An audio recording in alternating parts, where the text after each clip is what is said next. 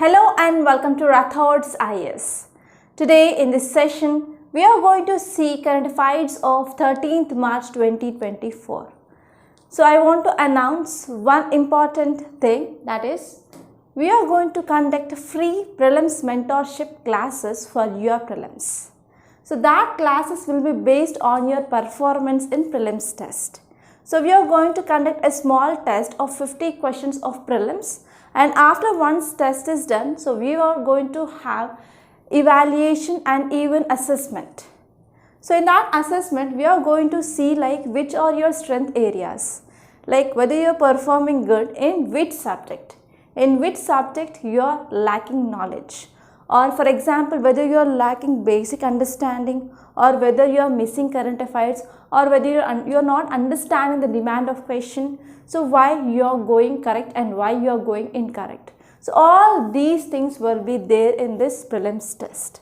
Okay. So 1 hour is for your prelims test, and next 1 hour it is for evaluation, and next 20 to 30 minutes you will be having mentorship, okay, from me and also other 2 mentors. You will be having direct one-to-one mentorship after once that test is done. And this test is going to be conducted on 17th March. So here if you want to take that test, and if you want to get free mentorship, and if you want to attend free mentorship classes for your prelims, and if you want to improve your chance of clearing prelims, and if you want to clear this year prelims 2024, so you can come to offline office in Ashok Nagar and you can register. Okay, registration can be done on phone also, or else you can WhatsApp me on the number which is given on the screen, so that we will be filling your registration form. And one more thing here is, there is only limited seats, so there is only capacity of 70 seats. Okay, so hurry up. Only we are going to give you mentorship of 70 students per day, not more than that. So I can say I am 100% confident that if you are taking this test, then you will be understanding your guesswork. So in which subject you can go for guesswork, or how can you maximize your score. And we will be giving you the direction like where you have to focus exactly, so that within this 2 months of time there will be increased chance of clearing your prelims 2024 for sure. Okay, so come and register on this offline branch, which is present at this 36th pillar of 9 Steel Bridge, exactly opposite to Vijaya Medicals, and it is on 3rd and 4th floor above Winner Study Hall. So this is the address. So I will be available from morning 9 till evening 6 p.m. So you can come and you can have the free mentorship. And even so, once this test is done, you will be having free prelims related enrichment classes offline from Monday onwards. Okay, clear? So now let us see the important articles from our Hindu. So here I am taking Delhi edition. So first important article is from inflation point of view. Inflation remains at 5.1% in February, but food prices go up. So the key word here is inflation. So don't underestimate this topic of inflation, because you can get many questions from this topic of inflation from both your prelims and mains point of view. So I will be giving you like dimensions, so what you have to see from this topic. So this multi-dimensional approach is very useful for multi-dimensional answer, and even to write a good essay. And even nowadays UPSC has changed the terms here. Why? Because so they are not only asking the question from one subject point of view, they are interlinking the questions from different subjects. So to write answer for those type of questions, so interlinking and multi-dimensional approach is must. It is 100%. Okay, so don't waste your time in reading just what are the things given in the newspaper. That will be not at all useful, and that is not the way to prepare current affairs for not only UPSC but even other competitive examinations. So the trends are changing, and each and every state public service examinations, they are following this UPSC pattern. Okay, yes, now let us see this topic of inflation. So especially there are many beginners, right? So what is this inflation? So inflation in simple terms, there is general rise of price of goods and services. So there is rise of price of goods and service in the market, then this condition is called as inflation in simple words. So here you have to see like what are the causes. So for example, whenever there is increase in the demand in the market. For example, I went to a nearby bakery, I was very hungry, okay. So there are just 10 breads available there. So for that 10 breads, so there were about 50 people, they were standing in a queue. So to whom that shopkeeper will be selling those 10 breads? For example, if one of that person who is standing in the queue says that I will be paying 100 rupees for single bread. Okay, single bread he is paying 100 rupees. And actually the price of that bread is 10 rupees only. But one of this person is saying that yes, I will pay rupees 100 for bread, so please give me that bread to me. So whenever there is increase in the demand, so there will be increasing of price. So this is a very important cause. And next one here is whenever there is increase in the cost of manufacturing, or whenever there is increase in the cost of raw material. So for example, let us take like earlier, to prepare one bread, so we need around half kg of wheat.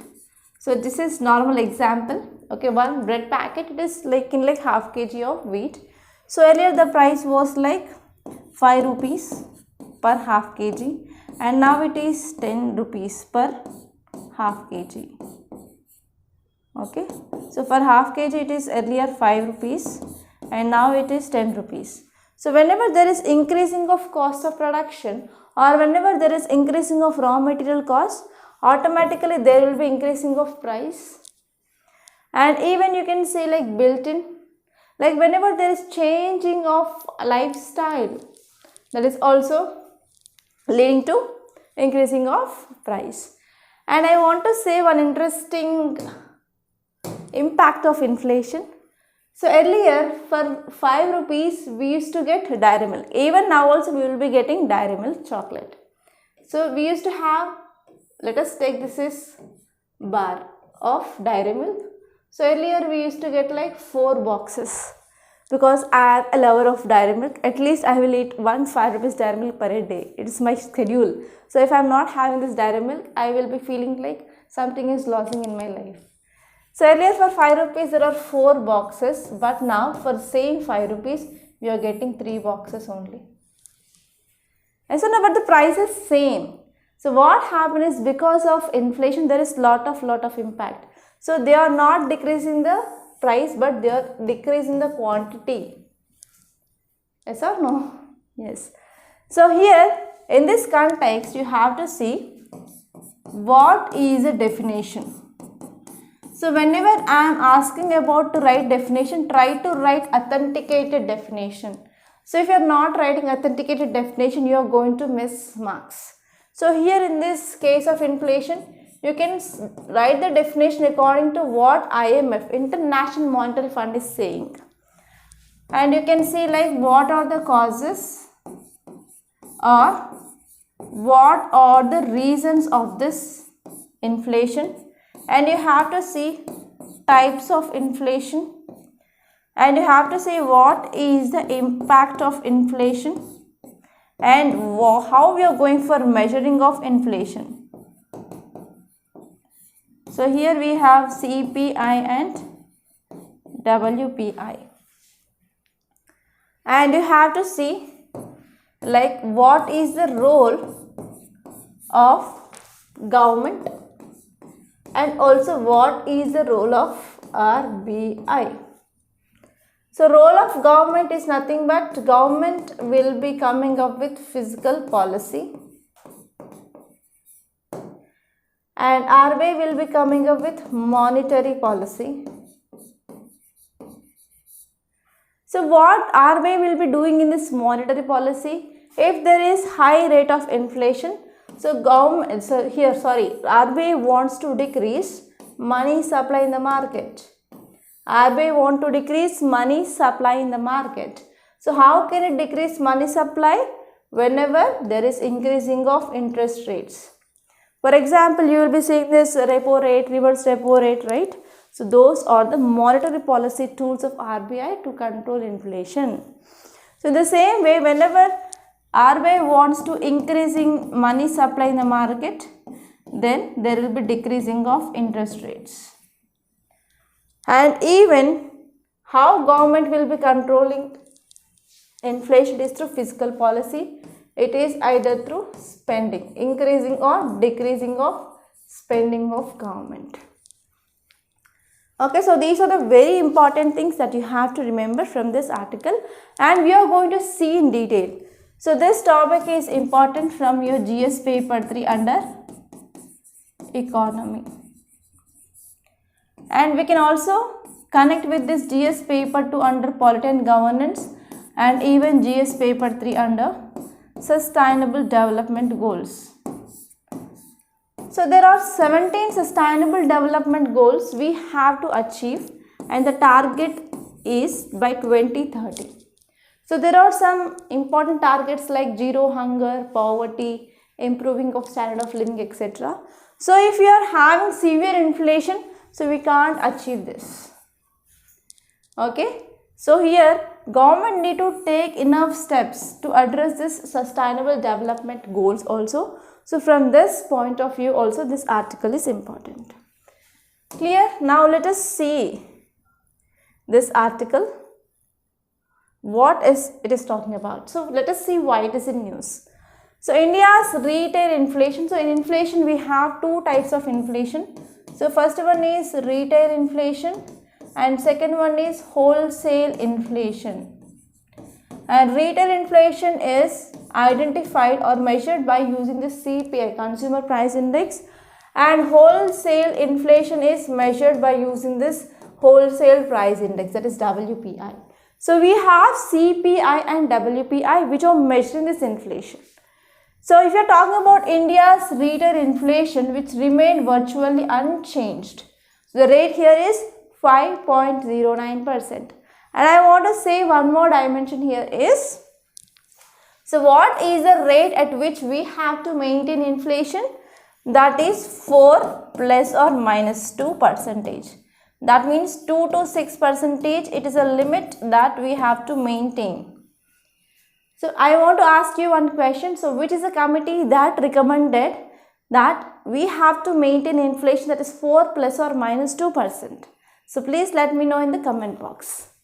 Okay. So even food prices paid by consumers research from 8.3% in January to 8.66%.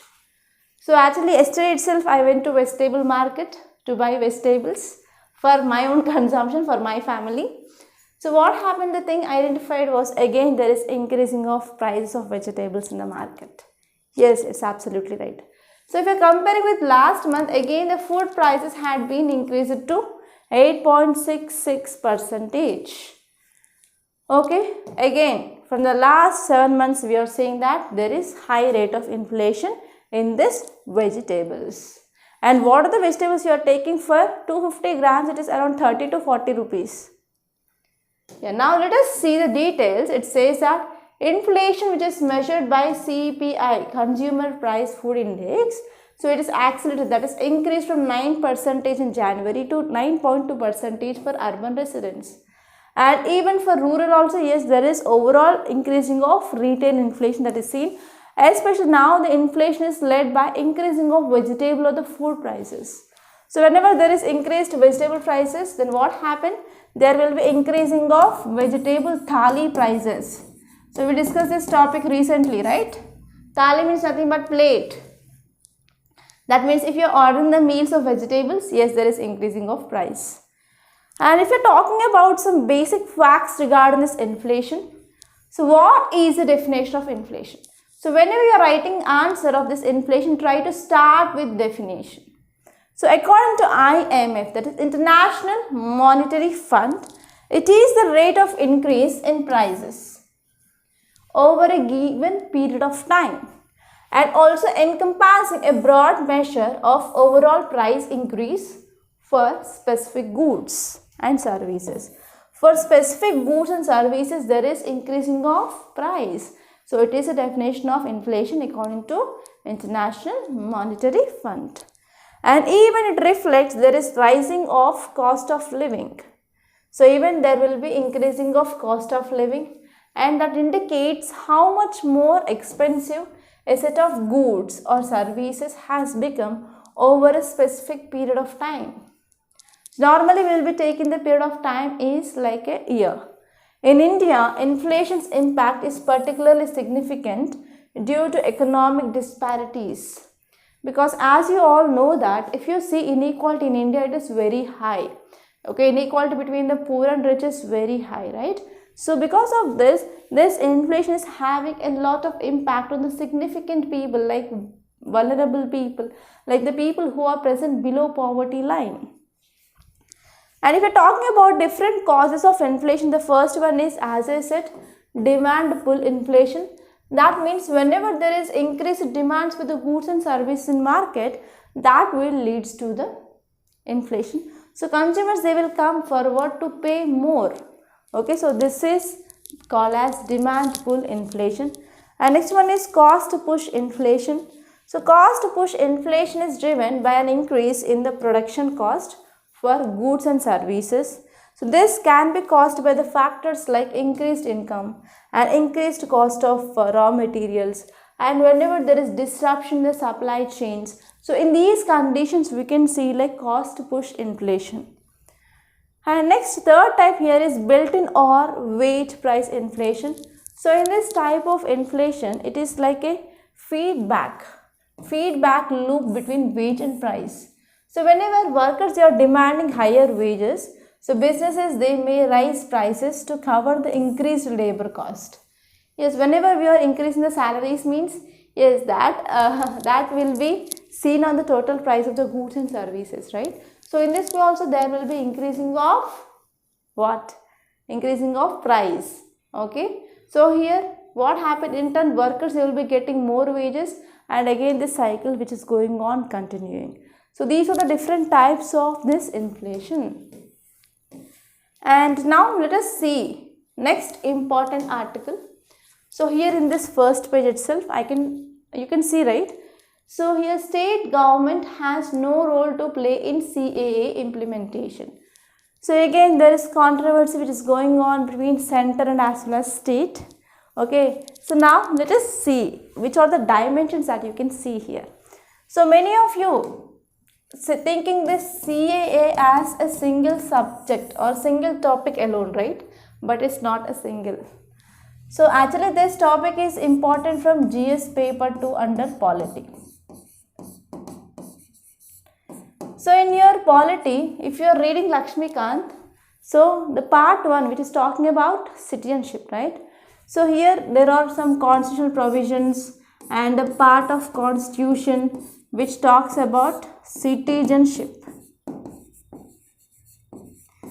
So in this chapter you will be talking about in how many ways you can acquire. In how many ways you can acquire citizenship and how many ways you will be losing citizenship. Losing citizenship and as well as acquiring of citizenship. And you can see lots of amendments also here. So from this area, so this Citizenship Amendment Act is important. And I will let you know some other important areas you might not ever heard about this. Yes. So here you have to see what are the provisions. And you have to see which are those 6 communities they are going to get citizenship. And which are those 3 countries. Pakistan, Afghanistan and Bangladesh. Okay, normally. And there is one date prescribed, you have to see which is the date. So now let us see the other interesting dimensions. Let me change the color of pen. So here in these 6 communities, Muslims, they are excluded. So Muslims are not there under this. They are not going to get citizenship. So you have to see why. And even that is also leading to religious discrimination. Yes or no? It is leading to religious discrimination. But even our fundamental rights are saying that there should be no discrimination based on religion, race, caste. But what is this? So there is religious discrimination is seen. So because of this, that will lead to communal violence in future.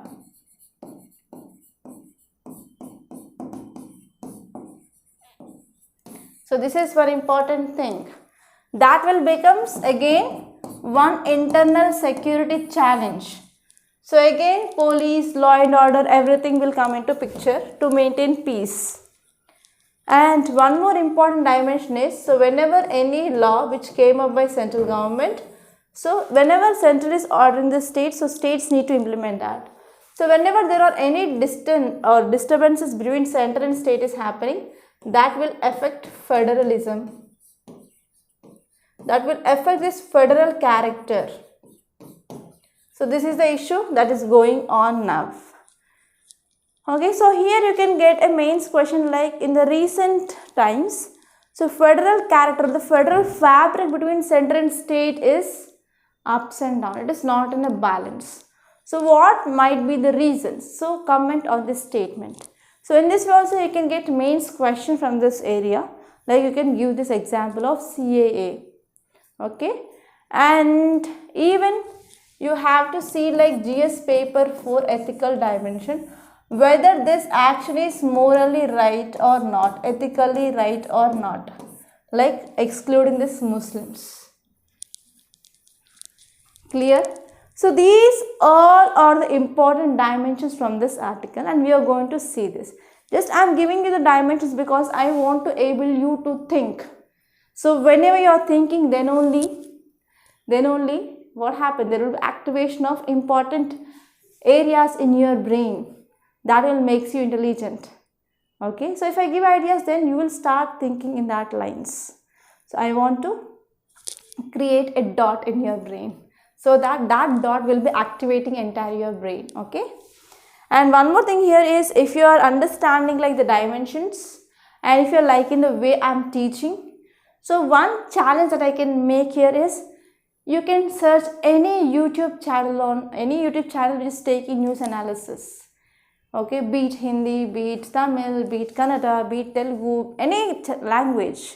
So you can't see this type of analysis anywhere. Okay, so for my efforts, and if you're getting something, if I'm tuning your mind, why can't you think in such a way? So don't forget to hit the like button. Just I am very humbly requesting you to hit the like button, and if there is any chance, so please share my videos in either Instagram or either in WhatsApp channels or WhatsApp groups or Telegram channels or groups. Okay, so do that favor. That's it. And now let us see this topic in detail. And this topic is very important from multiple subjects point of view. Don't just read only about this CA and leave it. So try to think in all these dimensions. So if you see the context why it is in news, now Tamil Nadu CM gave a statement that Citizenship Amendment Act of 2019 will not be implemented in the state. So we have no impact on the implementation of this legislation as citizenship is a domain of union government. So here Tamil Nadu state government is saying that we are not going to implement that because the citizenship bill comes under the purview of parliament. Even if you see the important articles of citizenship, okay, especially last articles which talks about the power of providing citizenship. So here parliament is having the exclusive power to make the laws regarding the citizenship. So this is the article which is used by this Tamil Nadu government, and now it is government is saying that it is not the responsibility of the state government. It is the responsibility of union government. So please open your Lakshmikant and especially read the last articles of the citizenship. so that you can understand the exclusive power is given to the parliament to make laws and to remove citizenship according to the laws which are made by the parliament. So here Tamil Nadu state government is using this article and it is saying that it is the responsibility of union government. That is nothing but central government. So if you see detail, it says that while the task of processing the citizenship applications under Citizenship Amendment Act, which has been entrusted to the Postal Department and census officials who function under the union government, the responsibility of conducting background and security checks lies with central security agencies. So here state government is also saying that the responsibility of conducting background and security checks, it is entirely lying with the central government. So here the central agencies like Intelligence Bureau, they have to take some steps. So this is the thing which mainly said. And now let us see about this Citizenship Amendment Act. So this Citizenship Amendment Act, it is a modification to the Citizenship Act of 1955. Okay, so it is trying to provide citizenship to 6 communities. So those are Hindus, Sikhs, Buddhists, Jains, Parsis and Christians. So from which countries? When they have fled to India from Pakistan, Afghanistan and Bangladesh. So what is the date? That is December 31st, 2014. So if they entered into India on or before this December 31st, 2014, so now they are going to get citizenship of India. Okay, but there is one exclusion, that is Muslims, they are not eligible. And now let us see who will be get impacted by this Citizenship Amendment Act. Citizenship Amendment Act is saying that we are going to provide citizenship for 6 communities who are coming from this Pakistan, Afghanistan and Bangladesh, but it is not going to affect Indians. But even it is not going to affect the Muslims from these people. Okay, this is the one important thing. And how the citizenship will be granted? Who all the authorities we have to approach? So first one is the process of this granting of citizenship under this act will be conducted online through a dedicated portal. Okay, so this dedicated portal is set up by Ministry of Home Affairs. And applicants, they need to declare their entry into India without valid travel documents and also year of entry. Okay, so this is very important. And now let us see one more very interesting topic. You might have read that topic, but I will be giving you much more dimensions. Okay, so apart from that, there is one article here. So let us see this first. That is new plant to cut dumping of toxic waste at landfill sites. So this article we can connect with one at most important topic of environment and ecology, that is solid waste management. So what is this topic? That is solid waste management.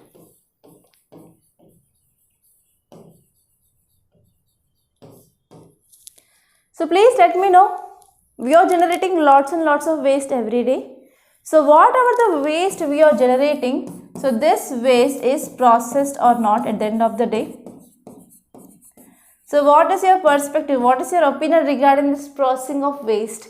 So actually according to my perspective, so this solid waste is not completely processed. Okay. So now recently because of this offline institute, so I started moving here and there.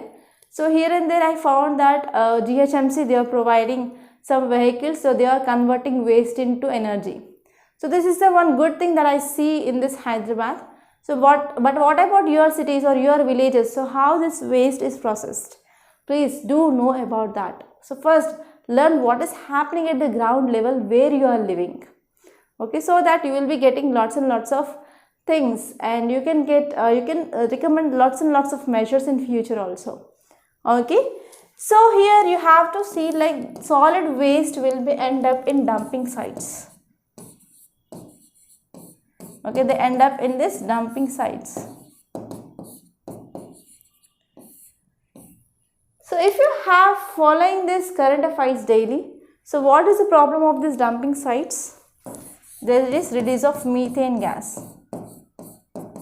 Okay, release of methane gas, and that is leading to the fires in dumping sites.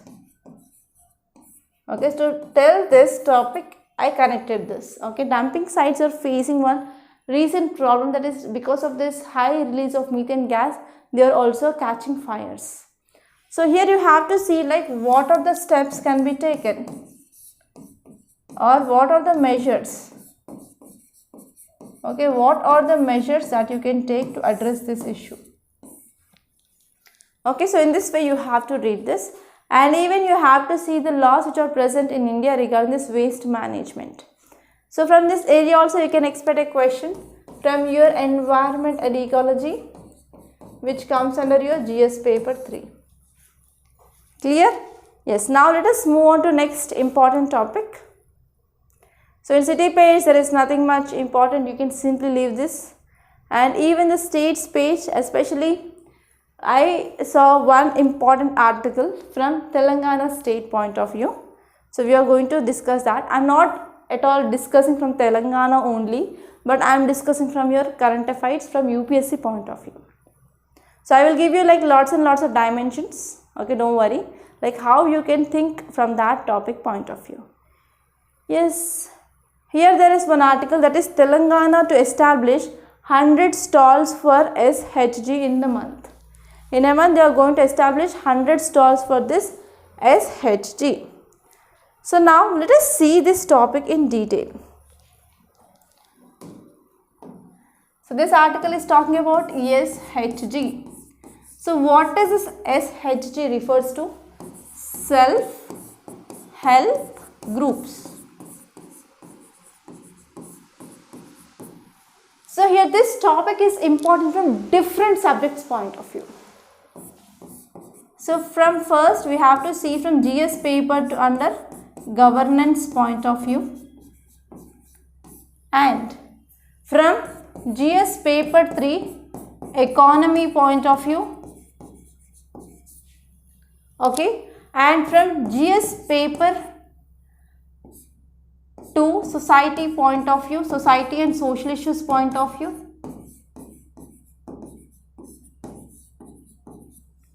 And even GS paper 3 under sustainable development goals point of view, and from even environment and ecology point of view also we can connect this topic. So now let me give me the dimensions, like what you have to think. So if you have gone through your syllabus, in your GS paper to governance you will be studying about this self-help groups. So here you have to understand what are these self-help groups, and you have to see like different examples, and you have to see success rate of this self-help groups. For example, Kudumbashree,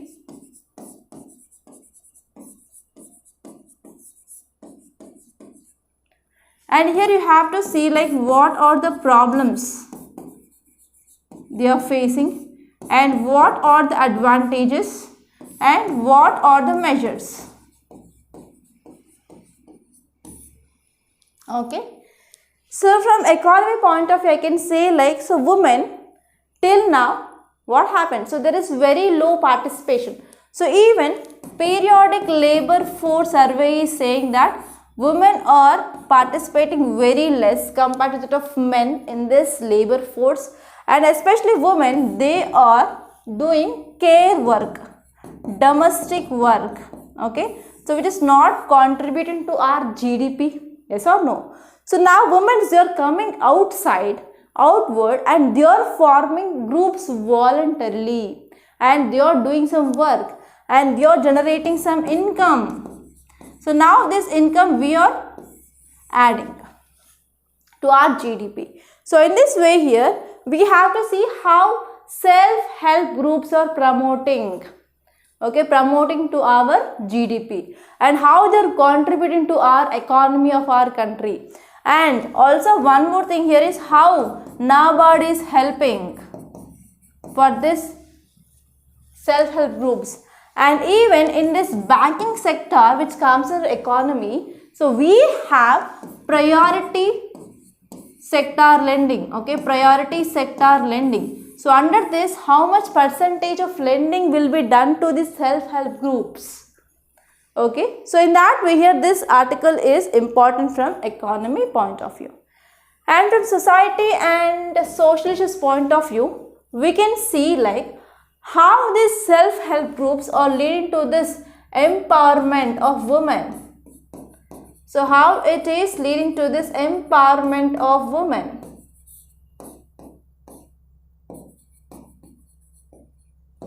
Okay, so this article is important from women empowerment.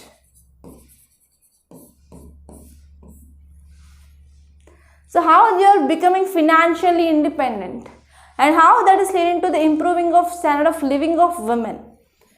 And from environment and ecology point of view, some of the self-help groups are also relating to this environment and ecology. You have to see which are those self-help groups which are focusing on environment and ecology.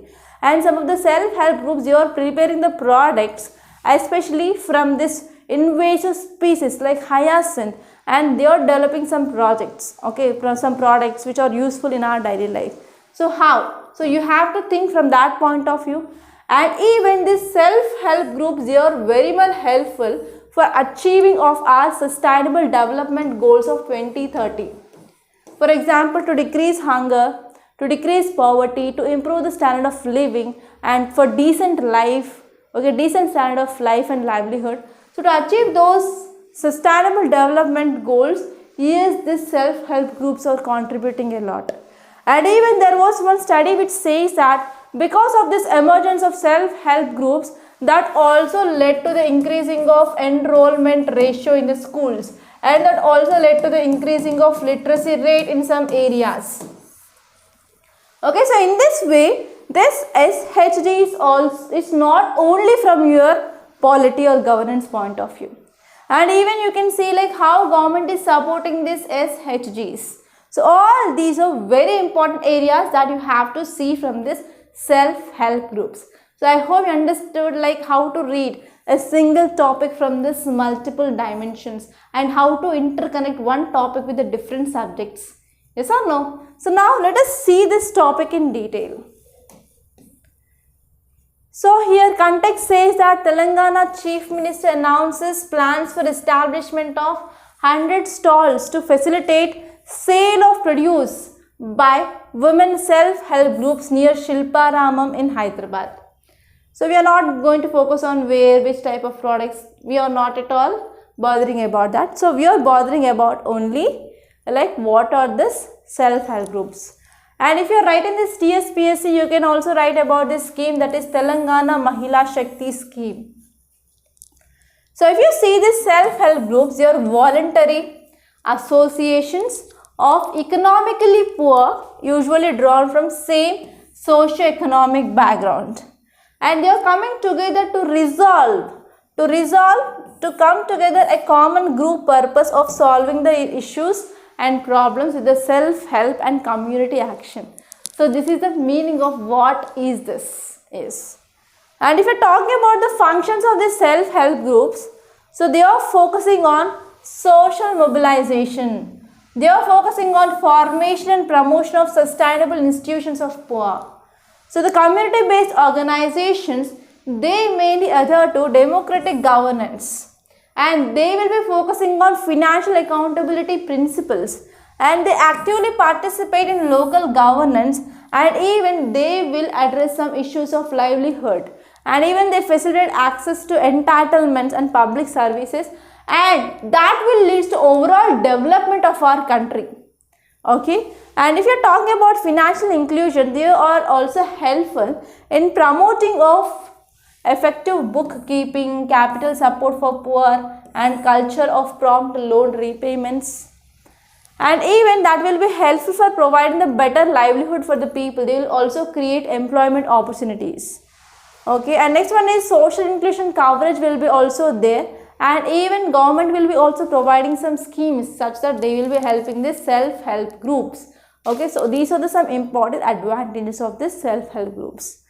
So if you see here, whenever you are coming up with self-help groups, So from lender's point of view and for borrowers also, there is a very low transaction cost, and even that will be empowering women, especially in rural areas.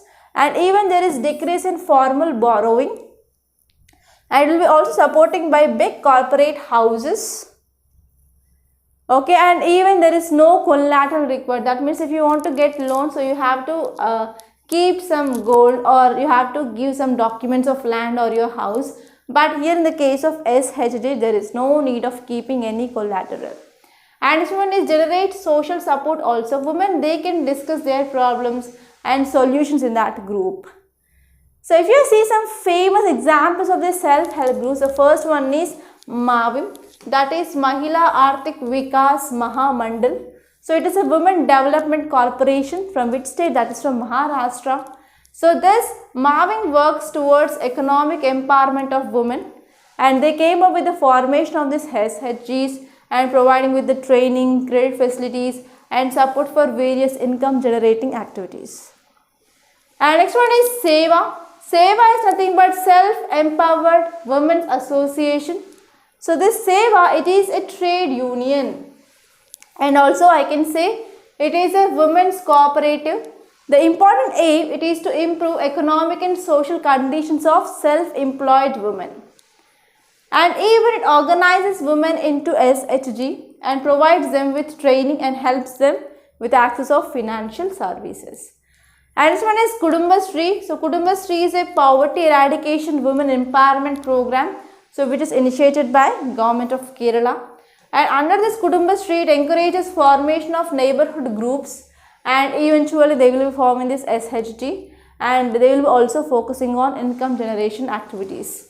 And next one is Bhagini Niveta Gram Vignan Niketan.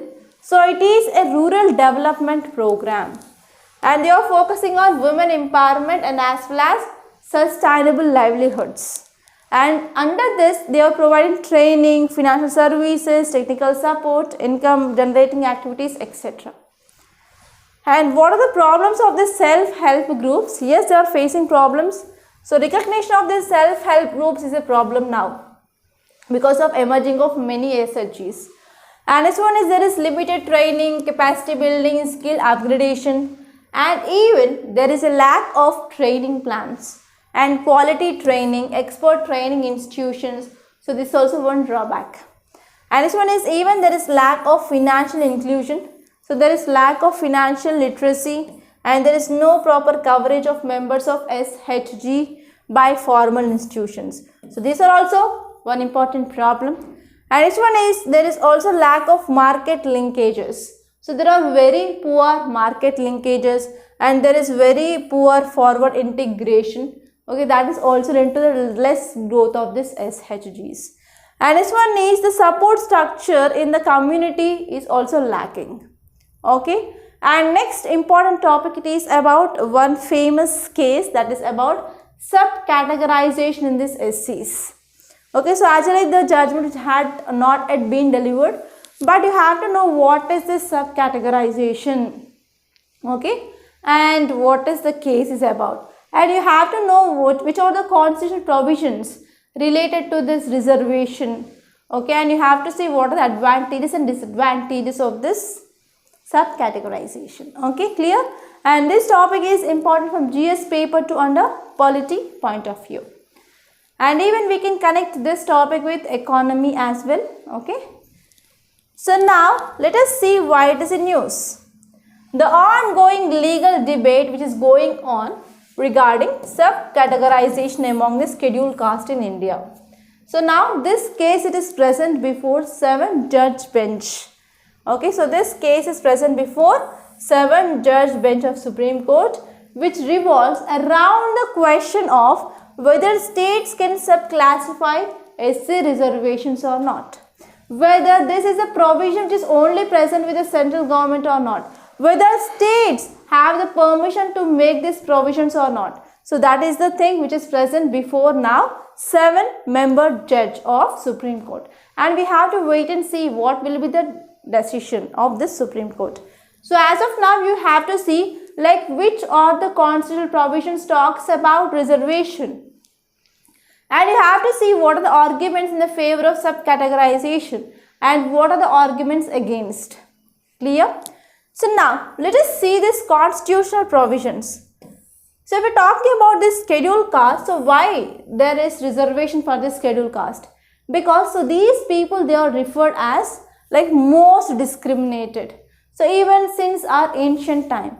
For example, whenever this establishment or the came up of this Varna system in this later Vedic period onwards, so this caste system which became very rigid. So there is no easy movement of people from one caste to another caste.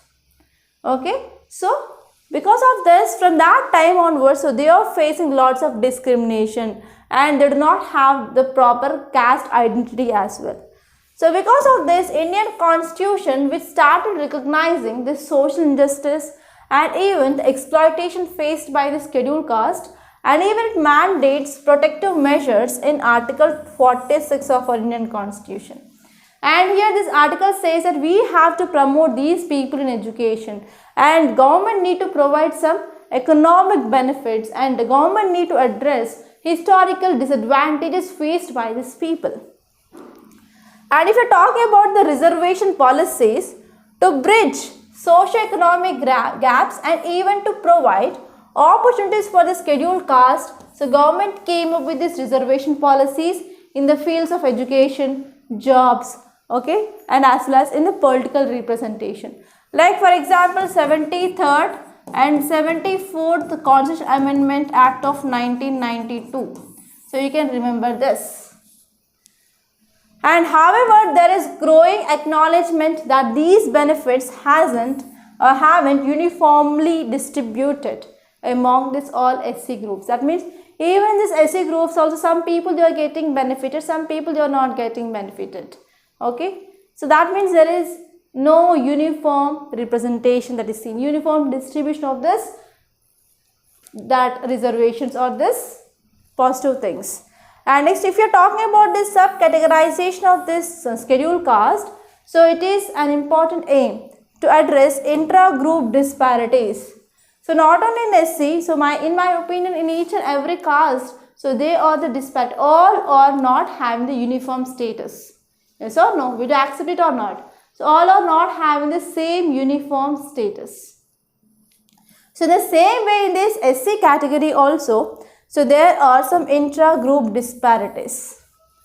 By creating smaller groups based on the socio-economic and educational indicators, so the important goal of this subcategorization, it is to ensure a more equitable distribution of reservation benefits among this scheduled caste. And if you move on, if you are talking about arguments against and arguments in favor of this subcategorization, so if we are talking about arguments which are favor, so first one is we can address intra-scheduled caste inequalities. So one primary argument is that disparities exist within scheduled caste and certain groups they are facing discrimination. For example, you can see like manual scavenging. So many of people they are dying in this manual scavenging, they are belonging to this scheduled caste. Okay, subcategorization which will be helpful to redirect reservation benefits to the most marginalized community. So I can say like it is like a creamy layer in OBC. And if you are talking about this, another important favor, that is targeting welfare measures. Subcategorization allows for a more nuanced approach in tailoring welfare schemes and even in these development programs to address specific needs of different scheduled caste groups. And even we can ensure that the benefits they are effectively targeted, and even it will be helpful for political empowerment as well. And if you are seeing like arguments which are against, it will be diluting reservation benefits. Okay, so whenever you are going for this subcategorization, so it may dilute the overall impact of reservation benefits, and there are also like administrative challenges. So implementing this subcategorization is administratively very complex, and we have to go for caste surveys, data collection, political disputes, etc. So these will be the challenges that we can face. And next one is political division. So there is a cause of concern that subcategorization that may lead to political fragmentation also. So these are some important things that you have to remember from this article point of view. And now let us see one main question from this topic, that is, how does the concept of subcategorization in scheduled caste in India addresses the historical disparities and intra-group inequalities? What are the key challenges associated with the implementation in the terms of legal, political and administrative dimensions? So try to write answer for this question. Answer writing is very important. Okay, so I am thinking that I have to come up with this answer writing batch soon.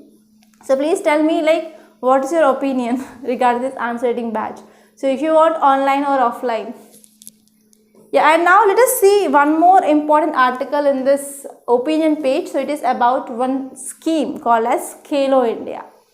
So let us see the facts regarding this scheme, because there is a high chance of getting question in your prelims regarding this Khelo India. So now let us see why this Khelo India is in news.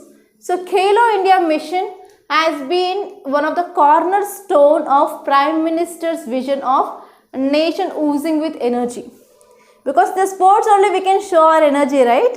So here it is one of the mission which is a cornerstone of our Prime Minister vision, that is nation oozing energy. So India is a young country, 65% of population is below 35 years.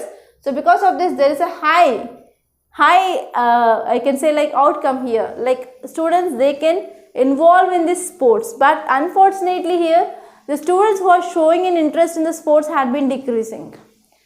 So if you are talking about some facts regarding this Khelo India program, so it is a national level and it is even a multidisciplinary sports competition for school students or college students in India. So these are the games which are held every year in month of January or February as part of government's Khelo India initiative.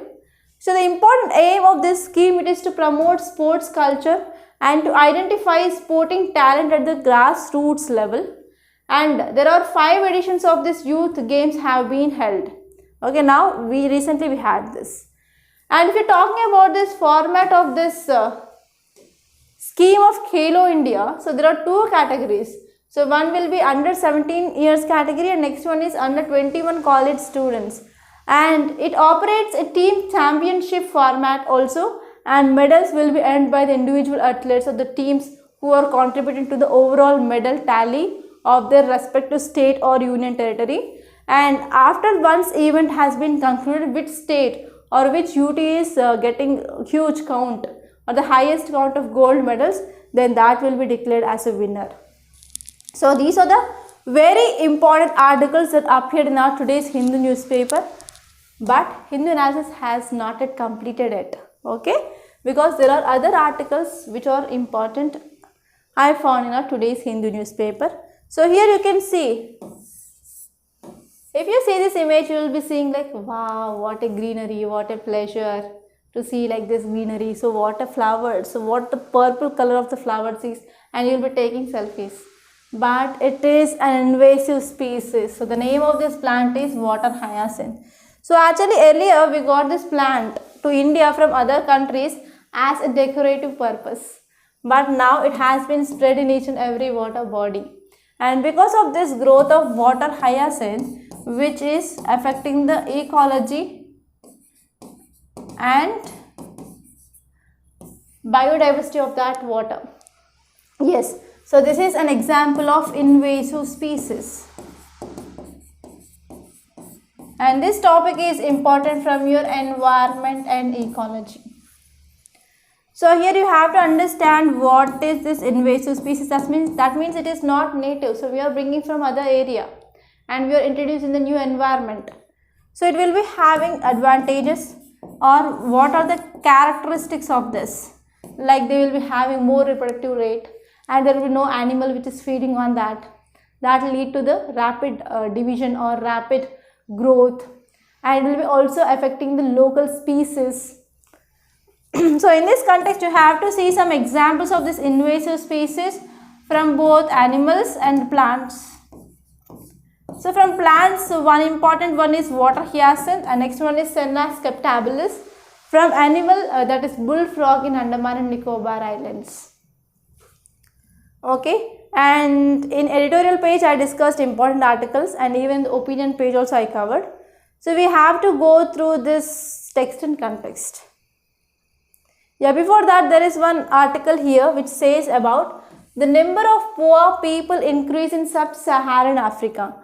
So in sub-Saharan Africa there is increasing of poor people is happening. So it is according to World Bank report. Okay, you have to see this article and you have to make a note of the data which is given here. And this text and context, there is one article which is very interesting. It is about nuclear waste generation. So actually we are taking this nuclear reactor and we are keeping the nuclear material and nuclear fission reactions will be happening and that will be releasing this nuclear energy. Yes or no? So this is the way that leads to the generation of electricity, right? So but what happens, so in a fission reactor, nuclears they will be bombarding with the atoms and that will release the energy. But sometimes here some debris, if there is any debris, it is not going to release energy. Okay, so they are not going to undergo fission reaction, so that will leads to the formation of nuclear waste. So whenever this thing which is bombarding means it will be going for this nuclear fission reaction and that will be releasing energy. So if it is not bombarding with any atom, that will be becoming as a nuclear waste. So nuclear waste is also highly radioactive in nature. So we have to focus on how to prevent the leakage, how to prevent this contamination of this radioactive material with the local environment. So we have to take enough steps. Okay, so that is the thing we have to see here. And what are the issues with this nuclear waste is, it is very costly. To manage them it is very costly and even sometimes we do not have the proper technology also. And there is a high chance of contamination of soil, water, air, etc. And even that will also leads to the increasing of diseases as well. Okay, and if you move on to this news page, so there is nothing much important. So I found one report, so we have to see that reports actually. So just a minute, I will show you that report. Yes, this article is at most important. I hope you can see, right? So India was a top arms importer in 2019 to 2023. So it is a report which is given by SIPRI, okay, that is Swedish think tank Stockholm International Peace Research Institute. So this report said that India is the top arms importer in the world in period that is 2019 to 2023. So India's import had been increased by 4.7% compared to 2014 to 2018. Okay, and even European countries imports also been increased by 94%. Okay, this report which had been said because of this Russia-Ukraine war. And if you see on Russia side, Russia remained India's main arms supplier and we are getting 36% of our arms import from Russia itself. Okay, so we are maintaining the conditions and terms and conditions with Russia. Okay, so these are the one important thing which mainly said. On another hand, France, which is now the second largest arms supplier, which is the thing which mainly said. Okay, and half of the arms imports by European countries, they are from US. Okay, so Europe is responsible for about a third of global arms exports, including the large volumes of going out the region. Okay, so here Europe is the first larger, okay, and out of that here France, which is now the second largest arm supplier, and first one will be obviously US. Okay, US had increased the global role as an arms supplier and important aspects of its foreign policy is exporting more arms to more countries than it has ever done in the past. So first arms supplier is US and second is France. Okay, and we are getting 36% of our arms from Russia. So these are the very important things that you have to remember from this topic point of view. And these are the utmost important topics that appear in our today's Hindu newspaper. And one thing is, don't forget to register in advance. because the capacity is 70 students per day only. So if the number has been increased, means we are going to conduct the test in the next day, and we will be extended. Okay, so students are at most important, and students are priority for us, and 100% I can say that. So within these 2 months, if you are lagging any side, if you are focusing on that, there will be very high chance of clearing prelims. Okay, so if you are available in this Ashok Nagar or in Hyderabad, you can come and fill the registration form, or else if you are not available and if you are from other states, so please text me on WhatsApp. So I will be giving you the number 8074765513, and I will be sending you the PDF of this form, and please fill the details and please send back to me on WhatsApp, so that your name will be registered for the day on the examination. So without registration, there is no test and there is no mentorship. Okay, so if you write the test based on your performance, we will be providing you one-to-one mentorship, and this is everything is for free of cost. We are not charging a single penny also. Okay, so that's all for today. If you like the class, please hit the like button, and please do share the class to your friends also. Thank you so much for watching.